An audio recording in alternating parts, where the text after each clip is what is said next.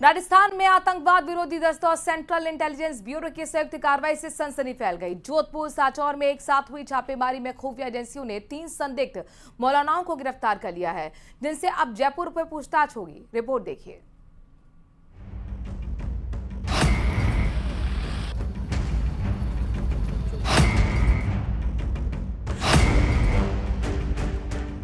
तीन मौलाना गिरफ्तार, साजिश बेनकाब, आतंकी संगठनों से जुड़े तार, तीनों बोलेंगे हर राज खोलेंगे।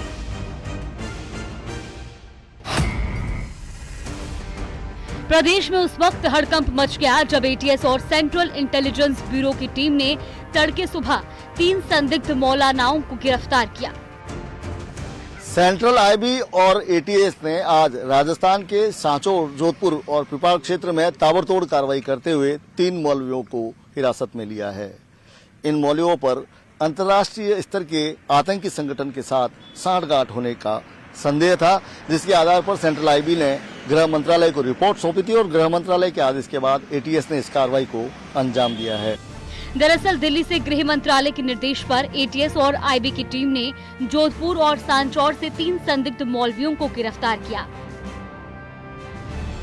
सबसे पहले टीम ने जोधपुर के चौखा में छापा मारकर एक को हिरासत में लिया, जिसके पास से अंतर्राष्ट्रीय फंडिंग नेटवर्क से जुड़े होने के ठोस इनपुट मिले। मौके से टीम ने कई अहम दस्तावेज, मोबाइल, आतंकी साहित्य और चंदे की रसीदें जब्त की हैं। इस वक्त हम चौका क्षेत्र में स्थित अरेबिया मदरसे में खड़े हैं। आप देख सकते हैं ये मदरसा है जहां पर अयूब पढ़ाने का काम करता था। यहां पे मौलवी के पद पर तैनात था। बताया जा रहा है कि यहां पर जो है पिछले कई सालों से वो मौलवी के पद पर नियुक्त था और यहां पे शिक्षा दिया करता था। अगर कहा जाए तो किस तरह की शिक्षा दिया करता था, ये इसके करतूतों से पता चलता है। जबकि सांचौर के झिरडियावास इलाके में एक मदरसे पर भी छापा मारा गया। यहाँ से उस्मान नामक मौलवी को पकड़ा गया, पर अंतर्राष्ट्रीय गैंग से फंडिंग और आतंकी गतिविधियों को समर्थन देने के आरोप है। ऐसे में पुलिस और आईबी की संयुक्त टीम ने मदरसे को सील कर दिया है और दस्तावेजों की जांच की जा रही है। उधर पिपाड़ कस्बे से मसूद नाम के एक संदिग्ध को पकड़ा गया, जो जोधपुर से अयूब की गिरफ्तारी के बाद अंडरग्राउंड हो गया था, लेकिन एटीएस ने ट्रैक कर उसे एक ठिकाने से अरेस्ट कर दिया। मसूद से भी महत्वपूर्ण दस्तावेज और विदेशी संपर्कों से जुड़ी जानकारी मिली है। शामिल रहते हैं हम 15 साल से हमारे पड़ोसी है, शामिल रहते हैं हम। ऐसी कोई घटना आज दिन तक हमने नहीं देखी और हम काफी सालों से या 15 सालों से हम देख रहे हैं उनके साथ में। अल्हम्दुलिल्लाह मस्जिद इमामत कराते हैं, मस्जिद की यहाँ पे निजा मस्जिद में इमामत कराते हैं, हर मदरसे में पढ़ाते हैं बच्चों को। अल्हम्दुलिल्लाह अच्छे आदमी। किताबें वगैरह ले गए, मदरसे की रसीद थी, कागजात है, डॉक्यूमेंट सब उठा के लेके गए।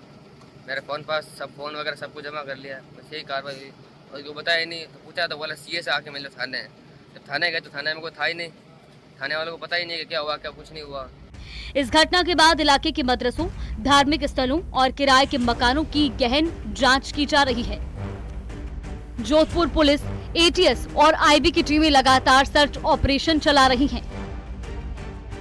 फिलहाल इस मामले को लेकर एटीएस और आईबी अधिकारियों ने किसी भी आधिकारिक बयान से इनकार किया है, लेकिन अब तीनों की जयपुर में पूछताछ होगी, जिसमें बड़े आतंकी साजिश का खुलासा भी हो सकता है। लोगों के लिए महत्वपूर्ण है जो बस से रोजाना सफर करते हैं, क्योंकि बस ऑपरेटर्स के हड़ताल पर जाने का ये फैसला, अनिश्चितकालीन हड़ताल पर जाने का फैसला लिया गया है। राजस्थान में ऐसे में 8,500 बसें हैं जिनका चक्का जाम है।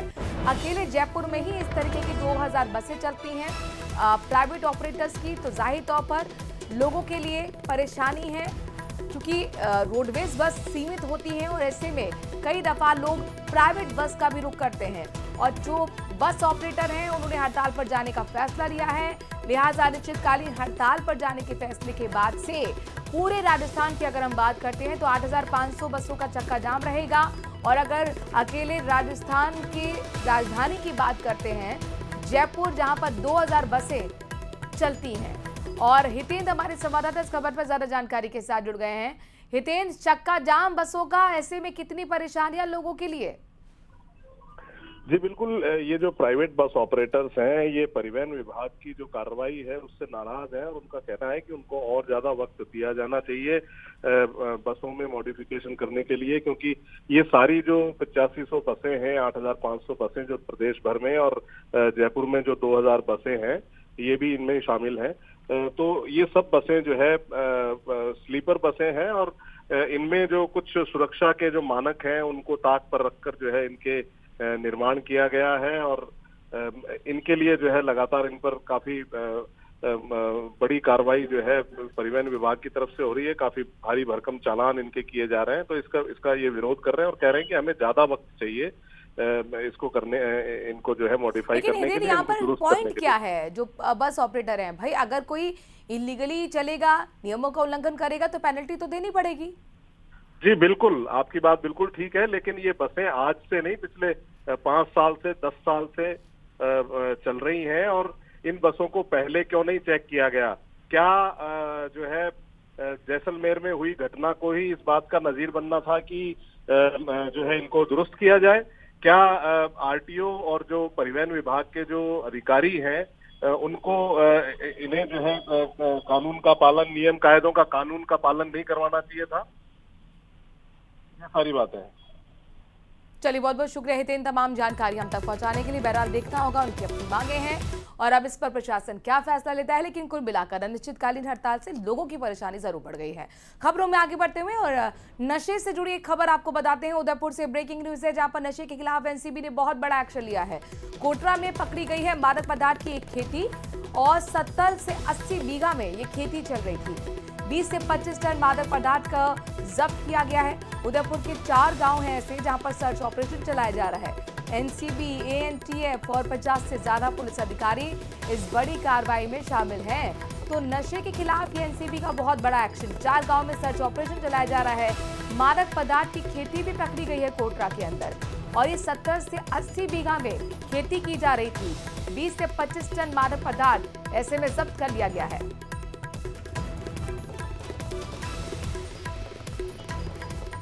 उदयपुर से बड़ी खबर है, नशे के खिलाफ एनसीबी का बहुत बड़ा एक्शन। कोटरा पहुंचकर एनसीबी की टीम ने मादक पदार्थ की खेती पकड़ी है। 70 से 80 बीघा में ये खेती चल रही थी। ऐसे में 20 से 25 टन मादक पदार्थ जब्त किया गया है।